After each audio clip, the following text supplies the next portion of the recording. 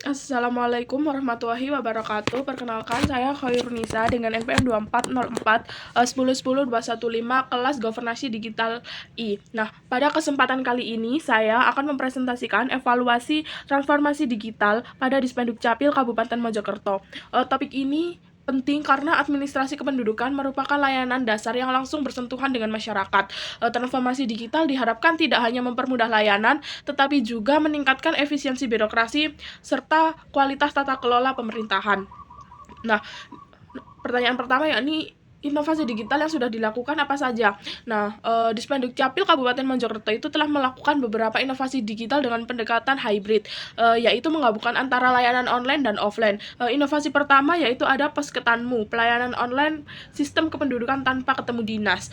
Nah, ini tuh pelayanan administrasi kependudukan secara online tanpa harus datang langsung ke kantor. Nah, melalui platform ini masyarakat itu dapat mengajukan permohonan layanan seperti KTP elektronik, kartu keluarga, akta kelahiran ataupun akta kematian dan dokumen kependudukan lainnya secara online.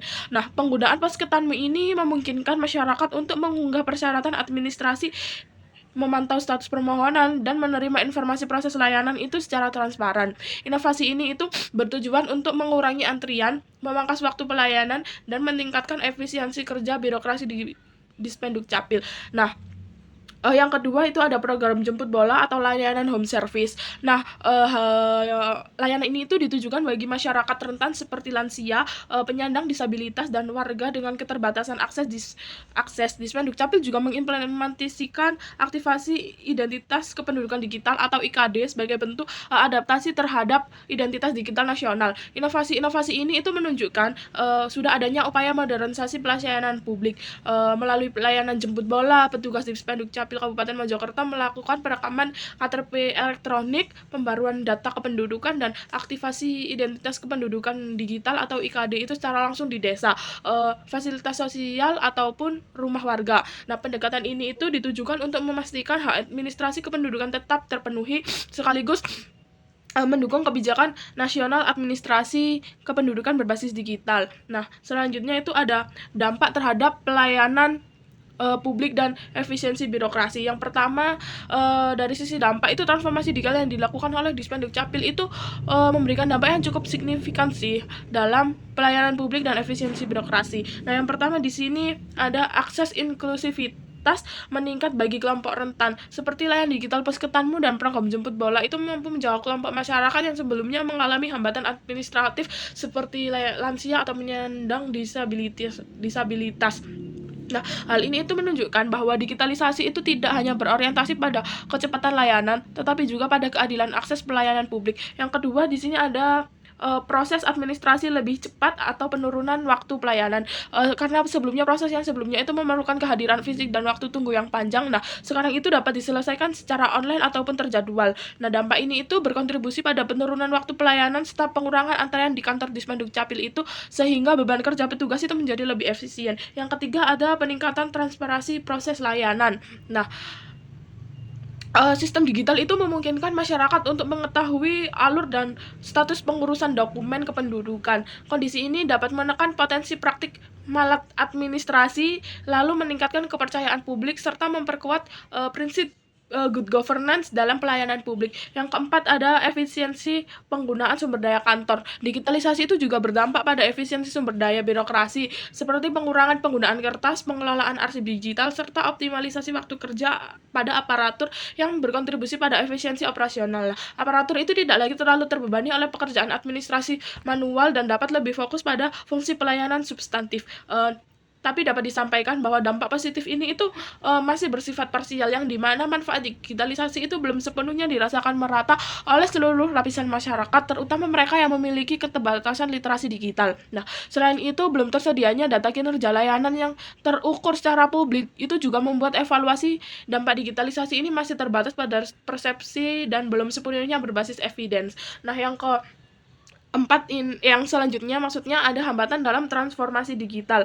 Yang pertama ya ini ada keterbatasan data dan pengukuran atau observability. Nah, keterbatasan data dan pengukuran kinerja layanan itu menjadi hambatan utama sih hingga saat ini. Indikator kinerja layanan digital seperti waktu itu rata-rata penyelesaian dokumen, tingkat kepuasan pengguna, ataupun tingkat keberhasilan layanan itu belum sepenuhnya disajikan secara terbuka dan terukur, yang dimana akibatnya evaluasi transformasi digital itu cenderung bersifat deskriptif, belum sepenuhnya berbasis data. Yang kedua, kesenjangan infrastruktur dalam literasi digital masyarakat itu masih cukup signifikan. Tidak semua warga itu memiliki perangkat, akses internet yang stabil, atau kemampuan menggunakan layanan digital. Nah, kondisi ini itu berpotensi menciptakan eksklusi digital, di mana kelompok tertentu itu justru tertinggal akibat digitalisasi layanan publik. Yang selanjutnya itu ada integrasi sistem dan interoperabilitas data. Nah, data kependudukan itu seringkali harus disinkronkan dengan lembaga lain. Namun keterbatasan ini integrasi sistem ini tuh dapat menyebabkan keterlambatan layanan, duplikasi, bahkan potensi kesalahan administrasi, hingga menunjukkan bahwa digitalisasi itu belum berjalan sepenuhnya antar lintas sektor. Yang keempat ada perlindungan data dan kepercayaan publik. Nah, pengelolaan data kependudukan yang bersifat sensitif itu menuntut sistem keamanan yang kuat dan transparan. Nah, jadi ketika masyarakat itu belum sepenuhnya memahami bagaimana data mereka dikelola dan dilindungi, tingkat kepercayaan terhadap layanan digital itu cenderung menurun.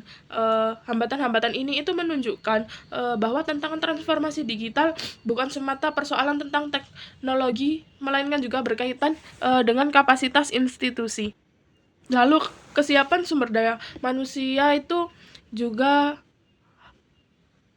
berpengaruh, dan tata kelola dan regulasi yang mendukung itu juga berpengaruh juga. Yang kelima yaitu rekomendasi peningkatan governasi digital. Nah, berdasarkan dampak dan hambatan yang sudah dijelaskan itu terdapat beberapa rekomendasi untuk peningkatan di Dispenduk Capil Kabupaten Mojokerto ya.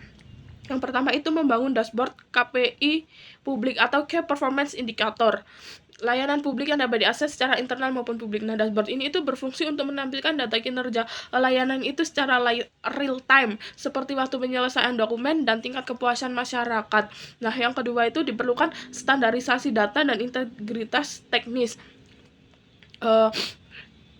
Standarisasi data dan integritas sistem melalui interoperabilitas itu harusnya dengan penggunaan API antar instansi. Langkah ini itu penting untuk mencegah silo data, lalu mengurangi duplikasi administrasi dan meningkatkan konsistensi data kependudukan lintas sektor. Yang ketiga ada memperkuat sumber daya manusia dan standar operasional prosedur yang harus menjadi prioritas. Nah, transformasi digital itu tidak akan berjalan tanpa aparatur yang memiliki kompetensi digital serta SOP yang adaptif terhadap perubahan teknologi. Yang keempat, pendekatan inklusi digital yang terukur. Nah, Dispenduk Capil itu dapat mengkombinasikan layanan digital dengan pendampingan langsung bagi masyarakat yang memiliki keterbatasan literasi digital, sehingga digitalisasi itu tidak menciptakan kesenjangan pelayanan. Nah, yang kelima ada perlindungan data dan transparansi privasi. Nah, kebijakan privasi itu harus diperkuat karena masyarakat itu perlu mendapatkan informasi yang jelas mengenai pengelolaan dan keamanan data kependudukan agar kepercayaannya itu terhadap layanan digital itu dapat meningkat. Yang terakhir itu ada monitoring dan evaluasi integrasi.